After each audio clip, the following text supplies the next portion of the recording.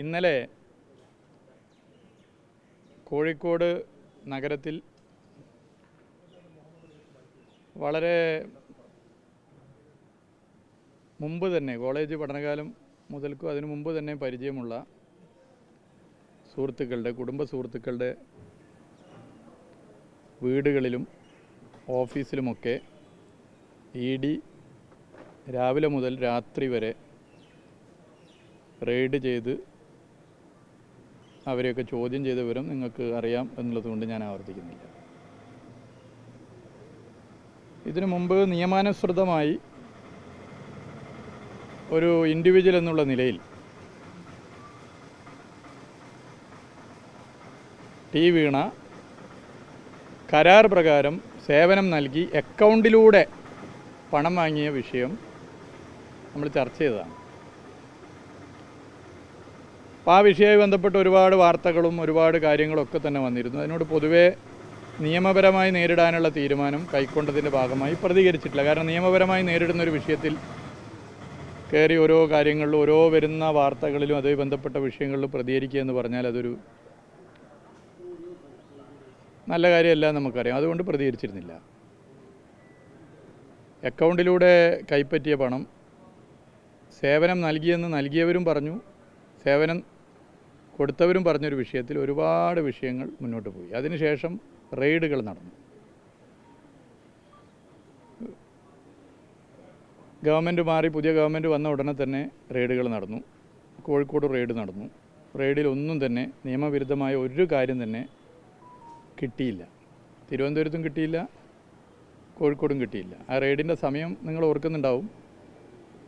ആ റെയ്ഡിൻ്റെ സമയത്ത് ടൈപ്പ് ചെയ്യാൻ വേണ്ടിയിട്ടുള്ളൊരു മെഷീൻ ഉള്ളോട്ട് കൊണ്ടുപോയപ്പോൾ അതാ നോട്ടുകൾ പിടിച്ചു കിട്ടി, നോട്ടെണ്ണുന്ന മെഷീനാണത് എന്ന വാർത്തകൾ ഉൾപ്പെടെ വന്നിരുന്നു. അപ്പോൾ ഒരു നിയമവിരുദ്ധമായ ഒരു സംഗതി ഒന്നും കിട്ടിയിട്ടില്ല. അതെന്തെങ്കിലും കിട്ടിയിരുന്നെങ്കിലുള്ളൊരു സ്ഥിതി നിങ്ങളൊന്ന് ആലോചിച്ചു.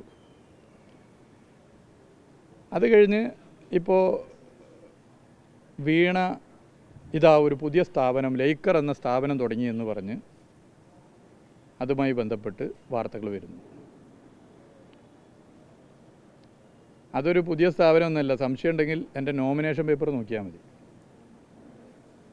എന്തെങ്കിലും ഒളിച്ചു വെച്ച് തുടങ്ങിയ ഒരു സ്ഥാപനമല്ല, പരസ്യപ്പെടുത്തിയാണ് നോമിനേഷനിൽ എഴുതിയ സ്ഥാപനമാണ്. വീണ എന്ന് പറഞ്ഞാൽ ഒരു സ്വതന്ത്ര വ്യക്തിയാണ്. അവർ ഒരു ബിസിനസ് നടത്തരുത് എന്ന് ഭരണഘടനാപരമായി ആർക്കും പറയാൻ പറ്റില്ല. പിന്നെ അവരുടെ കുടുംബ പശ്ചാത്തലത്തിൻ്റെ ഭാഗമായി സർക്കാരിനെ സ്വാധീനിച്ചോ മറ്റു സ്വാധീനങ്ങളിലൂടെയോ ബിസിനസ് നടത്തുന്നതാണ് തെറ്റ്. അതും ഈ സ്ഥാപനവുമായി ബന്ധപ്പെട്ട് പരിശോധിക്കാവുന്നതാണ്. അപ്പോൾ അതിൻ്റെ ഒരു കാര്യങ്ങൾ പിന്നീട് നടന്നു. ഒരുപാട് അസംബന്ധങ്ങളും അടിസ്ഥാനരഹിതമായ കാര്യങ്ങൾ ഇതുമായി ബന്ധപ്പെട്ട് പ്രചരിപ്പിച്ചു. ഞാൻ അതിന് ഓരോന്നിനും മറുപടി പറയാൻ ആഗ്രഹിക്കുന്നില്ല. രാഷ്ട്രീയമായും നിയമപരമായും ഇത്തരം കാര്യങ്ങളെ നേരിടാൻ തീരുമാനിച്ചിരിക്കുക. നിയമപരമായി നേരിടാൻ തീരുമാനിച്ചുകൊണ്ട് തന്നെ ഓരോ ഇപ്പോൾ വന്നിട്ടുള്ള കാര്യങ്ങൾക്കും ഞാനിപ്പോൾ ഇവിടെ മറുപടി പറയില്ല, നിയമപരമായി തന്നെ മറുപടി പറയും. ഇതിൽ വളരെ മാന്യമായും നിയമപരമായും ദീർഘകാലമായി ബിസിനസ് ചെയ്യുന്ന എൻ്റെ സുഹൃത്തുക്കൾ, കോളേജ് കാലം മുതലുള്ള എൻ്റെ സുഹൃത്തുക്കളെ ഇവിടെ രാവിലെ മുതൽ രാത്രി വരെ ഈ റെയ്ഡിൻ്റെ ഭാഗമായി ചോദ്യം ചെയ്തിരിക്കുകയാണ്. നിയമപരമായും മാന്യമായിട്ടാണ്. അവരെ പറ്റി നിങ്ങൾക്കൊക്കെ അന്വേഷിച്ചറിയും. കോഴിക്കോട് ദീർഘകാലമായി ബിസിനസ് ചെയ്യുന്നവരാണ് അവരൊക്കെ. എല്ലാ വിഭാഗം ആളുകളായിട്ട് നമുക്കൊക്കെ ബന്ധമുണ്ട്. അത് പഠനകാലത്തെ ബന്ധമുണ്ട്, സാമൂഹിക രാഷ്ട്രീയ പ്രവർത്തനത്തിൻ്റെ ഭാഗമായിട്ട് ബന്ധമുണ്ട്. ഇവരൊക്കെ ഏതെങ്കിലും പാർലമെൻ്ററി സ്ഥാനത്ത് ഞാൻ വന്നപ്പോൾ അതിന് ശേഷമുണ്ടായ ബന്ധമല്ല. ഞാൻ MLA ആവുന്നതിന് മുമ്പും ഞാൻ കോളേജ് പഠിക്കുമ്പോഴും അതിന് ശേഷമൊക്കെ ഉള്ള ബന്ധങ്ങളാണ്. അതിന് മുമ്പുള്ള ബന്ധമുണ്ട്. അപ്പോൾ അത് എത്രയോ കാലമായിട്ടുള്ളതാണ്. അവരൊക്കെ അറിയുന്നവരാണ് ഈ കോഴിക്കോട്. അവരൊക്കെ മാന്യമായി ബിസിനസ് ചെയ്യുന്നവർ, നിയമപരമായി ബിസിനസ് ചെയ്യുന്നവർ. അപ്പോൾ ഒരു പുകമറ സൃഷ്ടിച്ച് ഒരു സംശയത്തിൻ്റെ നിഴലിൽ നിർത്താനുള്ള ശ്രമം ഒരു ഭാഗത്ത് നടത്തുന്നു. ഇഡിയെക്കുറിച്ച് അതിനെ ഉപയോഗിക്കുന്ന BJP ഗവൺമെൻറ്റിൻ്റെ നിലപാടിനെക്കുറിച്ചൊക്കെ നേരത്തെ പറഞ്ഞതാണ്. പല നിലയിലും കാര്യങ്ങൾ പറഞ്ഞാണ്. കേരളത്തിൽ ഇപ്പോൾ നമുക്കൊക്കെ ബന്ധങ്ങളുള്ള പല മേഖലയിലുള്ള ആളുകളുണ്ട്. തൊഴിലാളികളുണ്ട്, മറ്റു മേഖലകളിലുള്ളവരുണ്ട്, വ്യവസായികളുണ്ട്, ബിസിനസ്സുകാരൊക്കെ ഉണ്ട്. സ്വാഭാവികമാണ്. പലരായിട്ട് ബന്ധമുണ്ട്, ഇനിയും ബന്ധമുണ്ടാവും. ഇപ്പോൾ ഈ ഇന്നലെ ED കയറിയ വീട്ടിലെ ആളുകളുടെ ബന്ധം അതോട് ഇന്നോടുകൂടി അവസാനിക്കുന്നില്ല. അത് ജീവിതകാലം മുഴുവനുള്ള ബന്ധങ്ങളാണ്. അതുപോലെ പല ബന്ധങ്ങളും നമുക്കൊക്കെ ഉണ്ടാവും, നിങ്ങൾക്കും ഉണ്ടാവും, എല്ലാ മനുഷ്യർക്കും ഉണ്ടാവും. അത് പൊതുവേ നമുക്കറിയുന്ന കാര്യമാണ്. ഇവിടെ ED കേരളത്തിൽ പൊതുവേ നമ്മൾ എടുത്ത് പരിശോധിച്ചാൽ ഏത് കേസിനെ പ്രസ് ചെയ്യുന്നുണ്ട്, ഏത് കേസിനെ എടുക്കുന്നുണ്ട് എന്ന് പ്രസ് ചെയ്യാതെ പോകുന്നുള്ളതൊക്കെ ചർച്ച ചെയ്തതാണ്. ഇന്നലെ ഗോവിന്ദൻ മാഷും CPM-ൻ്റെ ജില്ലാ സെക്രട്ടറിയൊക്കെ പറഞ്ഞു. ഞാൻ അതിലേക്ക് പോകുന്നില്ല. അപ്പോൾ ഈ വിഷയം രാഷ്ട്രീയമായി നേരിടാൻ തന്നെയാണ് പാർട്ടി തീരുമാനിച്ചിട്ടുള്ളത്. ഞാനും ഇതുകൊണ്ടാകെ ഭയപ്പെട്ട് ഓടാനൊന്നും തീരുമാനിച്ചിട്ടില്ല. അങ്ങനെയുണ്ട് ചില MLA-മാർ കൈപ്പത്തിയിലും മറ്റുമൊക്കെ ജയിച്ചിട്ട് ED-നെ പേടിച്ച് BJP ആയവർ. BJP ഉയർത്തുന്ന അപകടകരമായ രാഷ്ട്രീയത്തെ ഇന്നലെ എതിർത്ത പോലെ ഇന്ന് എതിർക്കുന്ന പോലെ നാളെ എതിർക്കും. അത് തല പോയാലും അതിനെതിരെ ഫൈറ്റ് ചെയ്യും. അതിനെ എന്തെങ്കിലും കാണിച്ച് ആരെയും പറഞ്ഞ് പേടിപ്പിച്ചാൽ അങ്ങനെ പേടിച്ചു പോകുന്നവരല്ല ഞങ്ങൾ എന്നുള്ളത് ചൂണ്ടിക്കാട്ടാൻ ആഗ്രഹിക്കുന്നു.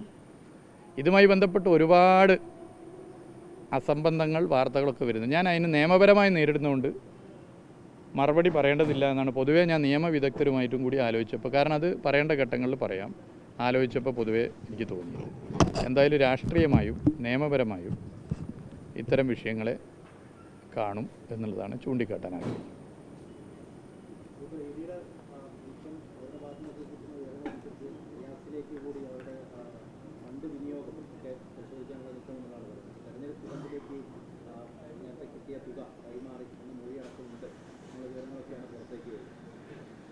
ഞാൻ പറഞ്ഞു ഓരോ വാർത്തക്കും ഞാൻ മറുപടി പറയാനില്ല. ഏത് അന്വേഷണം നടക്കട്ടെ, എന്ത് കാര്യം വേണം നടത്തട്ടെ, ഏത് നിലയിലുള്ള അന്വേഷണം നടത്തട്ടെ. നിങ്ങൾ ഇപ്പോൾ ഇതുമായി ബന്ധപ്പെട്ട ഒരുപാട് വാർത്തകളുണ്ട്, 1, 2, 3, 4, 5.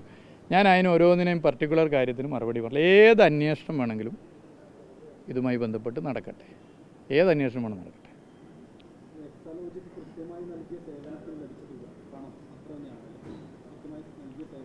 തീർച്ചയായിട്ടും സേവനം നൽകി എന്ന് ബന്ധപ്പെട്ടവരും പറഞ്ഞിട്ടുണ്ട്, നൽകിയവരും പറഞ്ഞിട്ടുണ്ട്. അക്കൗണ്ടിലൂടെയാണ് പണം വാങ്ങിയത്, ടാക്സ് അടച്ചിട്ടുണ്ട്. അല്ല, അതായിക്കോട്ടെ, നമുക്ക് നിയമപരമായിട്ട് ഇപ്പോൾ ഉള്ള വിഷയമാണല്ലോ, നിയമപരമായിട്ട് കൈകാര്യം ചെയ്യാം.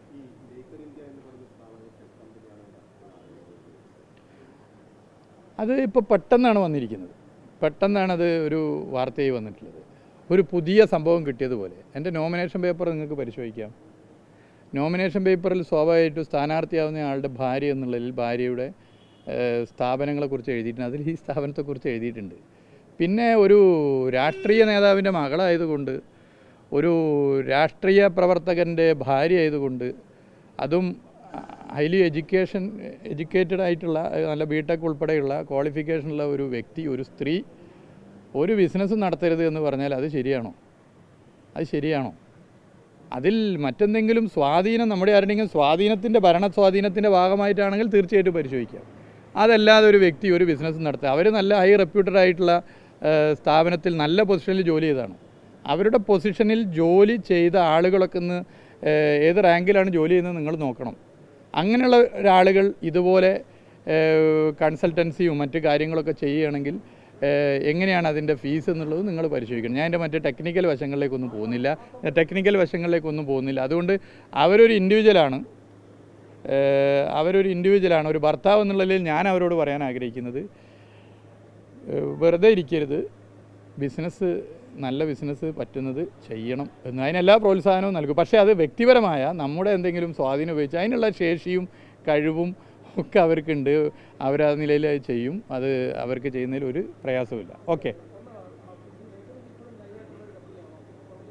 അല്ല, അത് ഇതിനകത്ത് നോക്കിയാൽ നമ്മളിപ്പോൾ ഒരു കമ്പനി തുടങ്ങി ആ കമ്പനിയുടെ പ്രവർത്തനം അതിൻ്റെ കാര്യങ്ങളൊക്കെ നോക്കിയാൽ മനസ്സിലായി. എന്തായാലും അതൊരു ഒളിച്ചു വെച്ച കമ്പനിയാണെന്നൊരു പല പ്രചരണമുണ്ട്. ഒരു ഒളിച്ചു വെച്ചല്ല, നോമിനേഷനിൽ വളരെ കൃത്യമായിട്ട് എഴുതിയിട്ടുണ്ട്. പിന്നെ ഒരു സ്ഥാപനം തുടങ്ങി അത് വിജയകരമായി പോകുന്നുണ്ടെങ്കിൽ അത് തുടരാനും, ഇനി അത് വിജയകരമല്ലെങ്കിൽ അത് വേണ്ടാന്ന് വെക്കാനൊക്കെ ഉള്ള അവകാശം തീർച്ചയായിട്ടും സ്ഥാപനം നടത്തുന്നവർക്കുണ്ട്. ഇനി വിജയകരമായി പോകുന്നതും വേണോ വേണ്ടയോ അല്ലെങ്കിൽ മറ്റ് സ്ഥലത്തേക്ക് പോകണമെന്നൊക്കെ ഒരു സെപ്പറേറ്റ് ഇൻഡിവിജ്വലാണ്. ആ ഇൻഡിവിജ്വലിന് തീർച്ചയായിട്ടും തീരുമാനിക്കും. അല്ല, അത് ഏത് പരിശോധന നടത്തി അതൊക്കെ വളരെ കൃത്യമാണ്. അതൊക്കെ എല്ലാം നിയമപരമായിട്ടാണ്. അത് എല്ലാ നിലയിലും പരിശോധിക്കുക. അല്ല, അതിൻ്റെ കംപ്ലീറ്റ് ഞാൻ പറഞ്ഞു, അതിൻ്റെ ഓരോ വശത്തിലേക്ക് ഞാൻ കിടക്കുന്നില്ല. ഇപ്പോൾ എന്തായാലും അന്വേഷണം ഉണ്ടല്ലോ. എല്ലാ നിലയിലും ഇപ്പോൾ നിങ്ങളീ പറഞ്ഞ സ്ഥാപനത്തെക്കുറിച്ച് പരിശോധിച്ചോട്ടെ. ഞാനത് വളരെ കൃത്യമായി നോമിനേഷനിൽ എഴുതിയതാണ്. എല്ലാ പരിശോധനയും നടത്തി. ഞാനതിൻ്റെ ഓരോ 1, 2, 3, 4, 5ക്ക് മറുപടി പറയാനുള്ളൂ.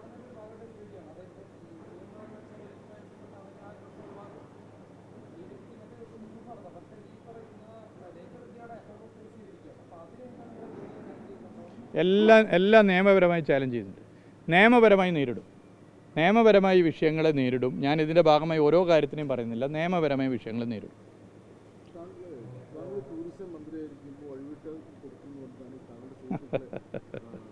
അതൊക്കെ പരിശോധിച്ചോട്ടെ, അതൊക്കെ അന്വേഷിച്ചോട്ടെ. ആർക്കും അവിടെ പേടി? എന്ത് വേണം അന്വേഷിച്ചോട്ടെ.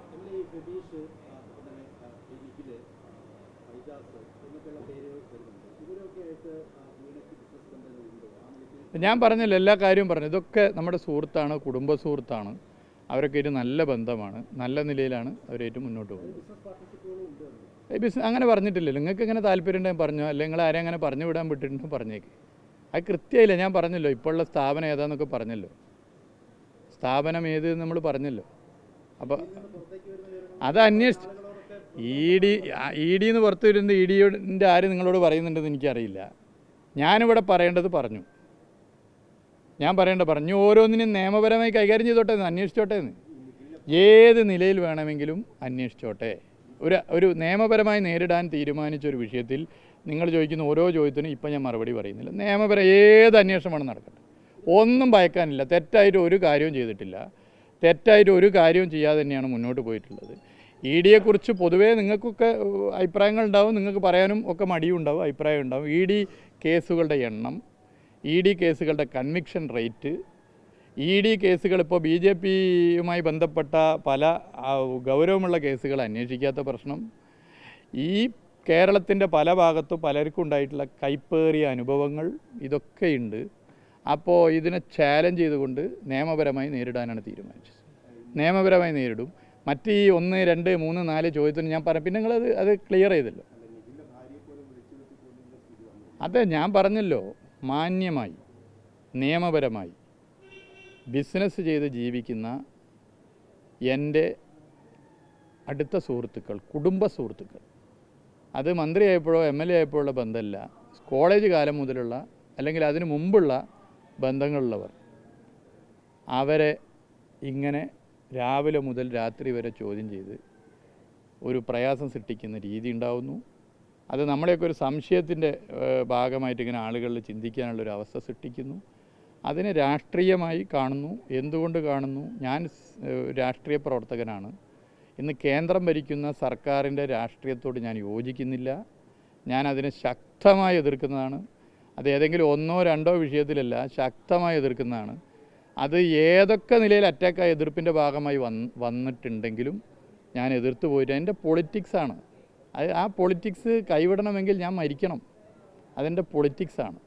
ആ പൊളിറ്റിക്സ് ഞാൻ തുടരും. ആ പൊളിറ്റിക്സ് തുടരുന്നതിൻ്റെ ഭാഗമായി ഏത് നിലയിലുള്ള ഇത്തരം കാര്യങ്ങൾ വന്നാലും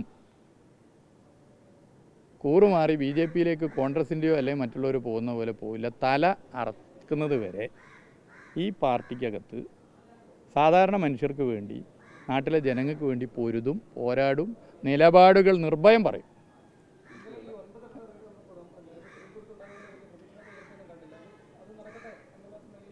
അല്ല, ഇന്നലെ അത് പാർട്ടി ജില്ലാ സെക്രട്ടറിയൊക്കെ വ്യക്തമാക്കി. നല്ല ഗംഭീര പ്രതിഷേധ പ്രകടനം അതുമായിട്ട് ബന്ധപ്പെട്ട് നടന്നിട്ടുണ്ടല്ലോ. എവിടേക്ക് വേണം മാറിക്കോട്ടെ. അതിലൊന്നും പേടിച്ചു പോകുന്ന ആളുകളില്ല നമ്മൾ. എങ്ങോട്ട് വേണം ഫോക്കസ് മാറിക്കോട്ടെ, അതൊന്നും പ്രശ്നമില്ല. ഒന്നും ഭയക്കാനില്ല, ഒരു കാര്യവും ഭയക്കാനില്ല. നിയമപരമായി നേരിടേണ്ട നിയമപരമായി നേരിടും. രാഷ്ട്രീയമായ നിലപാടുകൾ പറഞ്ഞു പോകും. അല്ല, അതിലൊന്നും കാര്യമില്ല. അതൊക്കെ അതിൻ്റെ വഴിക്ക് പോട്ടെ.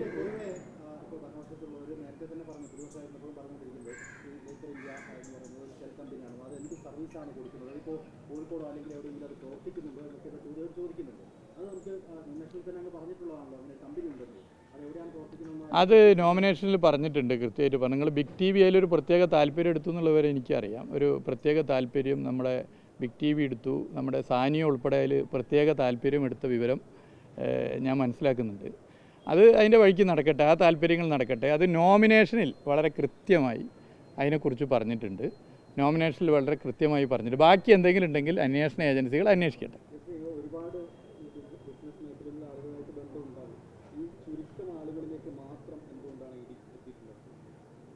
അല്ല, അത് ഇനിയും വന്നോട്ടെ, എങ്ങനെ വേണം അതൊക്കെ അന്വേഷിച്ചോട്ടെ, ഏത് വേണം അന്വേഷിച്ചോട്ടെ. അതാ ഞാൻ പറഞ്ഞു, അത് എങ്ങനെ വേണം അന്വേഷിച്ചോട്ടെ. ഞാനത് പറഞ്ഞു കഴിഞ്ഞല്ലോ. പിന്നെ നിങ്ങൾ അതിൻ്റെ മുകളിൽ എങ്ങനെ വേണം അന്വേഷിച്ചോട്ടെ. നിങ്ങൾ നിർത്തിയെന്ന് പറയാതെ ഞാൻ ഇവിടുന്ന് പോകില്ല കേട്ടോ. എനിക്കൊരു മീറ്റിംഗ് ഉണ്ട്, നിങ്ങൾ അനുവദിക്കുകയാണെങ്കിൽ ഞാൻ പോവാം. Okay, thank you. ഞാൻ പറഞ്ഞില്ല, അതിൻ്റെ അതൊക്കെ നിങ്ങളൊക്കെ പോയി അന്വേഷിക്കുന്നുണ്ടല്ലോ, അതൊക്കെ അന്വേഷിച്ചോട്ടെ. ഇനി നിങ്ങളിൽ എന്തെങ്കിലും വിവരം ഉണ്ട്, അല്ല നിങ്ങളിൽ എന്തെങ്കിലും വിവരം, നിങ്ങളെ റിപ്പോർട്ടിംഗ് ഒന്ന് ഞാൻ കേട്ടു, സാനിയോൻ്റെ റിപ്പോർട്ടിംഗ് കേട്ടു. അപ്പോൾ നിങ്ങളിൽ എന്തെങ്കിലും വിവരം ഉണ്ടെങ്കിൽ അത് അന്വേഷണ ഏജൻസിക്ക് കൊടുക്കൂ. അങ്ങനെ കൊടുത്ത് കൈകാര്യം ചെയ്തോ. നമുക്കൊന്നും പേടിക്കാനില്ല, ഒരു കാര്യം പേടിക്കാനില്ല. ഓക്കെ. അല്ല, അതൊക്കെ ഞാൻ പറയേണ്ടത് പറഞ്ഞല്ലോ. പിന്നെ അതിൻ്റെ മുകളിൽ നിങ്ങൾക്ക് അവിടെ നിന്ന് ചോദ്യം ഇങ്ങനെ വരുന്നുണ്ടാവില്ല, ഒന്നില്ലല്ലോ. അത് എങ്ങനെ വേണം അന്വേഷിച്ചോട്ടെ. നോമിനേഷനിൽ എഴുതിയ സാധനമാണ്, അതിൻ്റെ ഫുൾ ഡീറ്റെയിൽസ് ഉണ്ട്, എങ്ങനെ വേണം അന്വേഷിച്ചു. ഓക്കെ.